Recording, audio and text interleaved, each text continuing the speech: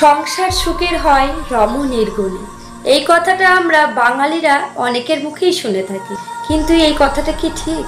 না, এই কথাটা অসম্পূর্ণ। মানে এই লাইনটা অসম্পূর্ণ। সবসময় আমরা এই প্রথম লাইনটাই শুনি, শেষের লাইনটা কেউ গুরুত্বই দেয় না, আর আমরা সেভাবে বলিও না। অ্যাকচুয়াল কথাটা হলো, সংসার সুখী হয় রমণীর গুণে, গুণবান পতি যদি থাকে সবসময়। একদমই তাই। সংসার শুধু রমণীর গুণেই সুন্দর হয় না, তার সঙ্গে একজন গুণবান পতি থাকা অনেক বেশি জরুরি। এক হাতে যেমন তালি বাজে না, তেমনি সংসার সুখের করার স্বামী স্ত্রী দুজনেরই সমান তালে সুন্দর করে সংসারটা করতে পারে, তবেই কিন্তু একটা সংসার সুখের হয়। তাই সংসার সুখের করার জন্য রমণীর গুণটাই প্রয়োজন নয়, তার জন্য একটা গুণবান পতি থাকা অবশ্যই বেশি জরুরি।